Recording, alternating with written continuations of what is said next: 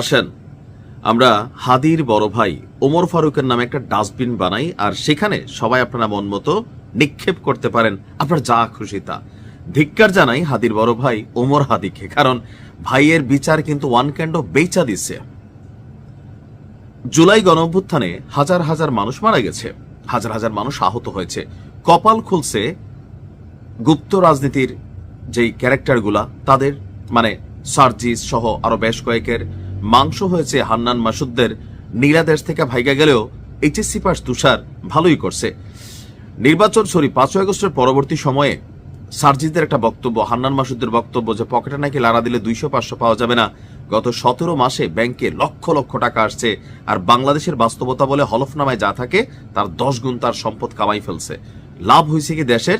দিন শেষে গিয়া এনসিপি পোতাই গেছে। অপরদিকে হাদির বিষয়ে যখন আপনি বিচার যাচ্ছেন, রাস্তায় কান্নাকাটি করতেছেন, পলিটিক্যাল স্ট্যান্ডবাজিও কেউ কেউ করতেছেন, হাদির পরিবার যেই সুবিধাটা নিয়ে নিল সরকার থেকে, এই সুবিধার মধ্যে কিছু শর্ত আছে। তো আমি কোথায় বলছি ডাস্টবিন বানাইতে? এবার আসেন যে এই ওমর হাদি এখন থেকে কি করতে পারবে আর কি করতে পারবে না, সে তো তার ভাইয়ের বিচারের দাবিটাই করতে পারবে না, কারণ শর্ত আছে বাবা। তলে তলে সেটেলমেন্ট হয়ে গেছে, ভাইয়ের বিচারকে সে বেচা দিছে সরকারি কর্মচারী হিসাবে, বা যেই পদটা বাগাইছে যুক্তরাজ্যের মতন দেশে বউ বাচ্চা নিয়ে যাবে, এর আর বিচার টিচার চায় না। হাদি মারা খাইছে, এটাই বাস্তবতা। যাই হোক, আজকের ব্রেকিং নিউজ হচ্ছে ইনকিলাব মঞ্চের আহ্বায়ক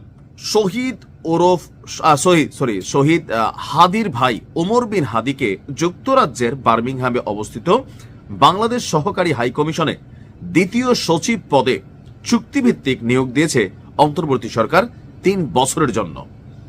তো এখানে একটা রাষ্ট্রপতির নির্দেশে আপনার একটা এই প্রজ্ঞাপন জারি করা হয়েছে। তো প্রজ্ঞাপনের কিছু শর্ত আছে।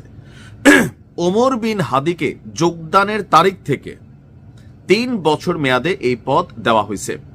নিয়োগকালীন সময়ে তিনি অন্য কোনো পেশা, ব্যবসা কিংবা সরকারি, আধা সরকারি কিংবা বেসরকারি কোনো প্রতিষ্ঠান বা সংগঠনের সাথে কর্ম সম্পর্ক রাখতে পারবেন না। তো সে তো ইনকিলাব মঞ্চে আসিল, ইনকিলাব মঞ্চ থেকে তো হাদির বিচারটা সবচেয়ে বেশি চাওয়া হচ্ছে। তো তারে যে শর্তগুলা দিছে, আপনি এরপরে আর বলবেন যে আপনি হাদির বিচার চান? তার ভাই হয়ে তো ভাইয়ের বেচা দিছে। ভাই, এদেশে এটাই হয়। সিস্টেম। এখানে আমি আবারও বলি, সে কি করতে পারবে না নিয়োগকালীন সময়, মানে আগামী 3 বছর। এখন যদি সে কালকে নিয়োগপ্রাপ্ত হয়, পরশুদিন থেকে ইনকিলাব মঞ্চের সাথে তার সম্পর্ক ছিন্ন করতে হবে। এর পাশাপাশি যেটা করতে হবে, কোনো পেশা, ব্যবসা, সরকারি, আধা সরকারি, বেসরকারি কোনো প্রতিষ্ঠান বা সংগঠনের সাথে সম্পর্ক রাখা যাবে না। নিয়োগ সংক্রান্ত অন্যান্য শর্তাবলী সংশ্লিষ্ট চুক্তিপত্রের মাধ্যমে নির্ধারিত হবে।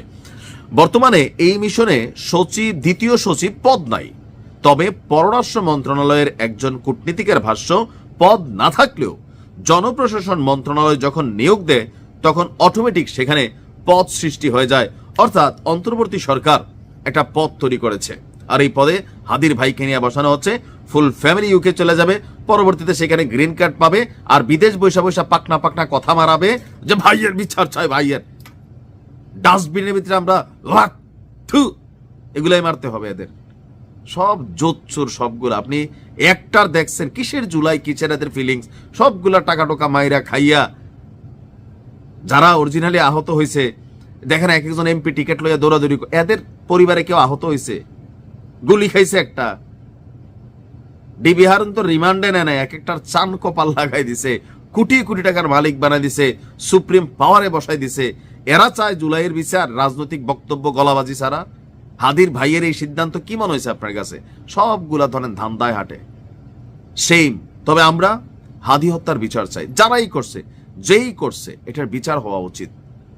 আজকে হাদি, কালকে আপনিও কোনো ইস্যুতে পড়তে পারেন, আপনার ফ্যামিলি এরকম সেটেল হয়ে যেতে পারে, চাকরি বাকরি, পদবি। ভাইয়া ভাই, নিজের জীবনটা গুরুত্বপূর্ণ, যেটা বোঝা যাচ্ছে। আপনি মইরা গেলে সব শেষ। ভালো থাকুন। যাওয়ার আগে একটা কথা বলে যে যদি এরকম একটা চাকরি দিত, এটা দেওয়া দরকার ছিল হাদির বউটারে, ছোট বাচ্চারা নিয়ে ভালো একটা চাকরি দিত। যাই হোক, মেয়েটা কড়া খায়া পড়া বাঁচত। হাদির ভাই থেকে হাদির বউয়ের চাকরিটা জরুরি ছিল। ভালো থাকুন।